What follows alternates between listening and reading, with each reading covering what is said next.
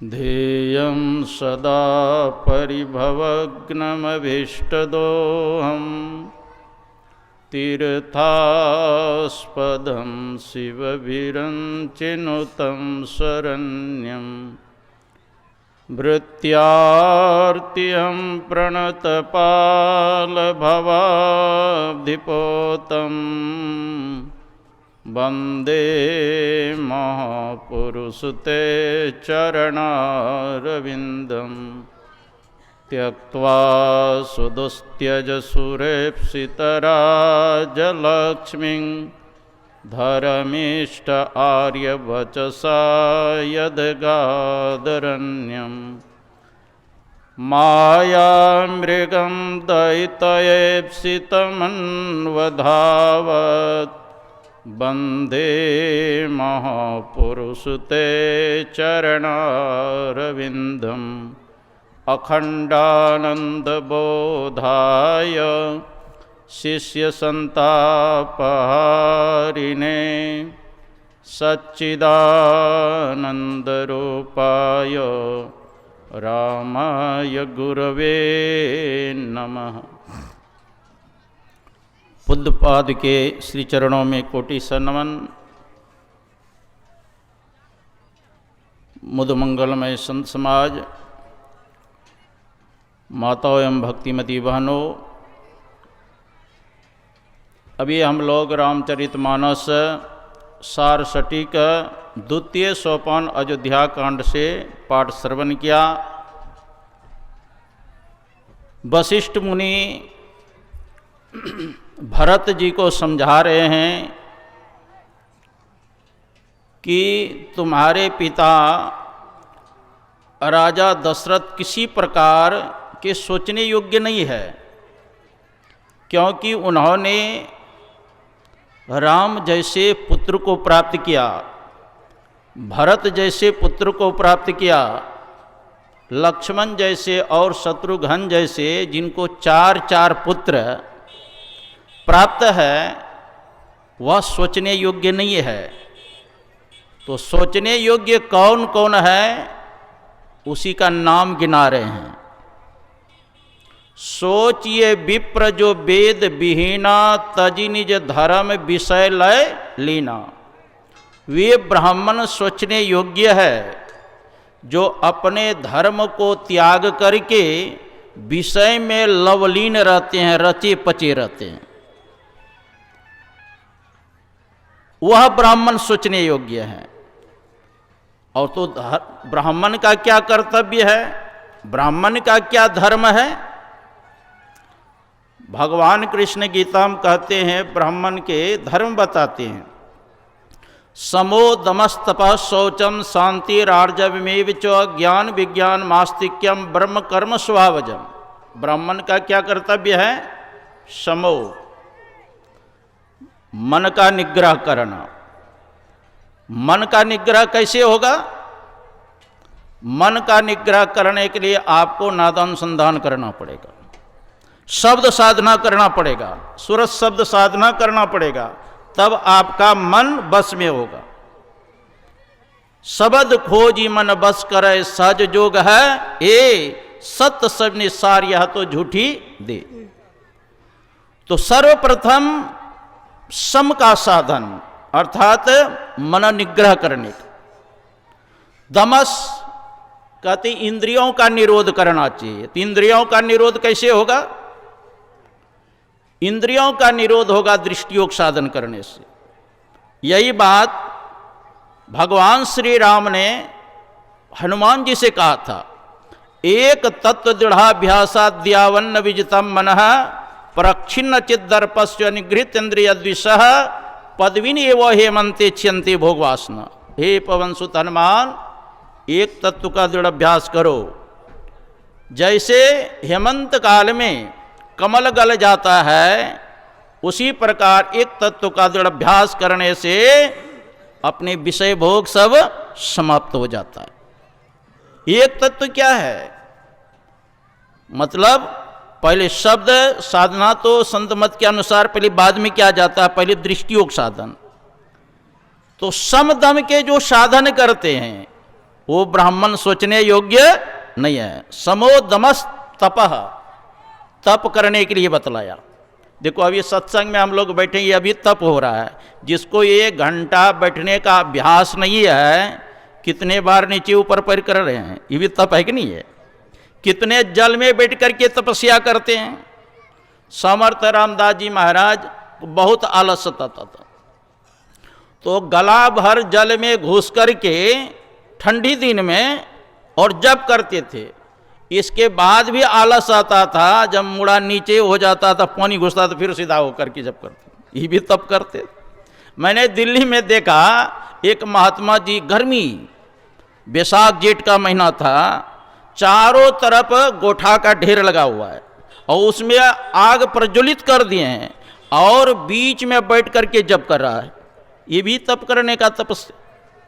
तो कहते हैं समोदमस तपः शौचम, बाहर भीतर से पवित्र रहना। बाहर भीतर से, जैसे लघु शंका जाते हैं, जल लेके जाना चाहिए, शौच करते हैं, जिस हाथ से पंचू करते हैं उसको 2-3 बार हाथ मटियाना चाहिए, बाहर भीतर से पवित्र रहना चाहिए। समोदमस तपः शौचम शांति आर्जव में बचो, शांत रहना चाहिए। आर्जव कहते सरल होना चाहिए। और मुख्य रूप से ब्राह्मण का कर्तव्य बताया गया है, पढ़ना, पढ़ाना, यज्ञ करना, यज्ञ कराना, दान लेना और दान देना, ये 6 तो है ही। ये सब अगर गुण है ब्राह्मण के अंदर तो वह सोचने योग्य नहीं है। जिसके अंदर नहीं है वह सोचने योग्य है। मैंने महाभारत में गुरु महाराज दिए हैं सत्संग योग में, भृगु ऋषि और जो ब्रह्मा के पुत्र थे और भरद्वाज ऋषि का संवाद है।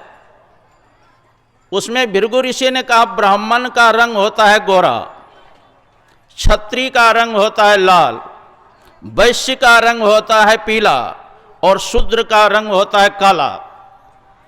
तब भरद्वाज ऋषि ने कहा इस दृष्टि से देखा जाएंगे तो सभी वर्ण में वर्ण संकर मालूम पड़ेगा।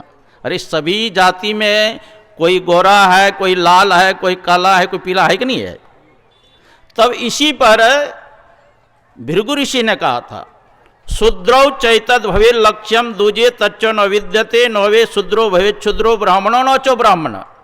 अगर ब्राह्मण का गुण शूद्र में दृष्टि पड़े और वर्तमान में ब्राह्मण का गुण न हो तो ऐसी दशा में शूद्र नहीं और ब्राह्मण नहीं गिना जाएगा। अरे कर्म पे आधार के कारण ही तो ये जाति वर्ण हुआ है ना, कर्म के आधार पर। तो देखो पहले कहते थे चतुर्वेदी ब्राह्मण, किस लिए क्यों कहते थे कि 4 वेद को वो कंठाग्र कर लिया था, 4 वेद के जानकार थे। और जो द्विवेदी ब्राह्मण है वो 2 वेद के जानकार होते थे, उसी पर नाम पड़ा था। तो जिसके अंदर अगर ब्राह्मण वाला गुण है तो वो सोचने योग्य नहीं है। जिसके अंदर वह गुण नहीं है वह सोचने योग्य है। यही भरत जी से गुरु वशिष्ठ कह रहे हैं। स्वयं वशिष्ठ निधि ब्राह्मण थे ना, तो कहते हैं सोचिए विप्र जो वेद विहीना तजी निज धर्म विषय लय लीना।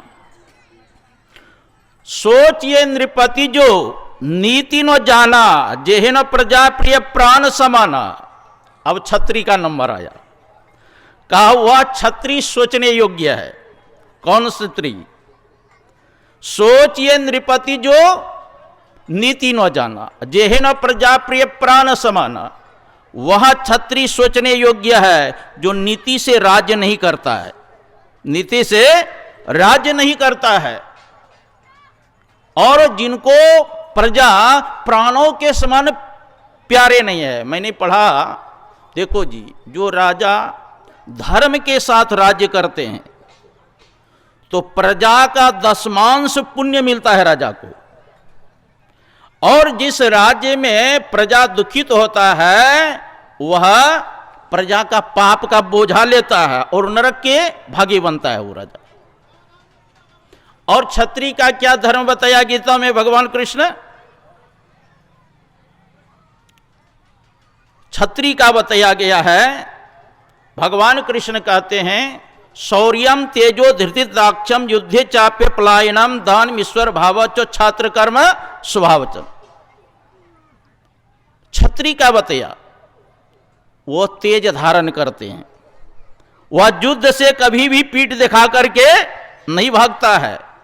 शासन करने का जिनमें शक्ति हो, न्याय करने का जिसमें शक्ति हो, तेजो और धैर्य धारण करते हैं, चतुर हो, प्रवीण हो,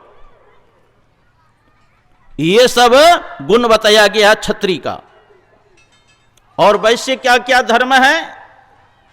अगर ये सब छत्री में गुण हो, तेज धारण करते हैं, शासन करने का गुण है, जो कभी भी युद्ध से पीठ दिखा करके नहीं भागता है, वह छत्री है। और जिसमें यह सब गुण नहीं है वह छत्री सोचने योग्य है। सोचिए बयस कृपन धन मानु जो न अतिथि शिव भक्ति सुजानु, वह वैश्य सोचने योग्य है। कौन वैश्य सोचने योग्य है? सोचिए बयस कृपन धनवानु, धन है लेकिन अत्यंत कृपन है, मक्खी चोस जिसको कहते हैं। मक्खी चोस समझते हैं? अगर मक्खी भी घी में गिरा हो उसी निकाल के फेंकेगा नहीं, उसको भी नींबू की तरह जो निचोड़ डाले। हाँ, ये कंजूस कहते हैं हम एक नंबर के कंजूस हूं। कहा तू कैसे एक नंबर के कंजूस हो? का बाप दादा का घी अभी तक रखा हुआ है, खाते नहीं हो? हाँ खाते हैं। का कैसे? जब कहते हैं सब थाली में दाल भात लेकर बैठ जाते हैं तो बोतल का ठेपी खोल देता हूँ और सबके सामने अगरबत्ती की तरह दिखा करके ठेपी बंद करके रख देता हूँ, इसीलिए अभी सुरक्षित है। कहा अरे सही में एक नंबर तू कंजूस हो। दूसरा कहते हैं हम भी 2 नंबर के कंजूस हैं। कहा तुम कैसे 2 नंबर के कंजूस हो? का बाप दादा के समय से अभी पंखा रखा हुआ है। अरे पंखा चलाते नहीं हो? कहाँ चलाता हूं। का कब जब भीषण गर्मी पड़ती है तो पंखा को ऊपर में टांग देता हूं और उसके सामने खड़ा होकर के 2-4 बार माथा घुमा देता हूं और फिर पंखा खोल के रख देता हूं, अभी सुरक्षित है। तो ऐसे ऐसे कंजूस। तो कहते हैं सोचिए बयस कृपन धनवानु जो न अतिथि शिव भक्ति सुजानु, वह वैसे सोचने योग्य है। धनवान है लेकिन कंजूस है, कभी दान पुण्य नहीं करता है, भगवान के भक्त नहीं है। और कौन वैसे सोचने योग्य नहीं है? अरे वैसे का भी तो लक्षण गीता में बताए। कृषि गौरक्ष वाणिज्यम वैश्य कर्म स्वभावजम। कृषि माना खेती करना, यह वैश्य का धर्म बताया गया। कृषि गौरक्ष्य गाय की सेवा करना, गुरु महाराज की भी प्रवचन में है कि गाय की सेवा करना चाहिए। देखो माँ के दूध हम लोग कब पीते हैं? साल भर पीते हैं ना, लेकिन गौ माता इसलिए कि उनके जीवन भर के हम दूध पीते हैं, जीवन भर, इसलिए गाय का भी पालन करना चाहिए, उनका भी भरण पोषण करना चाहिए। कृषि गौरक्ष्य वाणिज्यम, वाणिज्य कहते हैं व्यापार करना, आय व्यय को बढ़ाना, ये स्वाभाविक कर्म किनका है? वैश्य का है। और शूद्र का क्या है? कहते हैं सोचिए शूद्र जो विप्र अपमानी मुखर मान प्रिय ज्ञान गुमानी, वह शूद्र सोचने योग्य है। जो बकवादी हो, ज्ञान के घमंडी हो, ब्राह्मणों का जो अपमान करता हो। देखो शूद्र का अर्थ ऐसा नहीं समझिए कि हे दृष्टि से देखता है। शास्त्र में भागवत में बताया गया शूद्र उसको कहते हैं जिनके अंदर सेवा की भावना कूट कूट भरी हुई है, और सेवा के भाव से ही भगवान प्रसन्न होते हैं। जिसमें सेवा भाव नहीं साई सुख चैन कहां होगा। सेवा से सद्गुण है आते, जिससे जीवन सुखमय होता, और जिसमें सेवा भाव नहीं साई सुख चैन को। गुरु महाराज की भी वाणी में है, गुरु की भक्ति साधु की सेवा अब बिनु कछु नहीं पाई हो। जब तक गुरु की भक्ति नहीं करेंगे, संतों की सेवा नहीं करेंगे, तो कुछ भी मिलने वाला नहीं है। तो जिसके अंदर ये सब गुण है, वैसे तो संत कबीर साहब चारों वर्ण का जिक्र किए हैं। सदगुरु चारों वर्ण विचारी, सदगुरु चारों वर्ण विचारी, साधु के 100 गुण, जनौ के 9 गुण, असो पहिरे ब्रह्मचारी। छत्री वही जो पाप क्षय करी, बांधे ज्ञान तलवारी, अंतर दिल विच दया राखी के कबहु नहीं आवे हारी। वैश्य वही जो विषय को त्यागे, त्याग दे पर नारी, ममता मारी के मज्जन लावे, प्राण दान दे डारी। शूद्र वही जो शुद्ध रहे, छाड़ी दे पर अपकारी, गुरु की दया साधु की संगति, पावे अचल पद भारी। जो जन भजय सोई जन उबरे, नाम को गहो संभारी, कहे कबीर सुनो भाई साधु, या में जितनो हारी। सदगुरु चारों वर्ण विचारी। अब और बाबा के मुखारविंद से हम लोग श्रवण करें। बोलिए श्री सदगुरु महाराज की।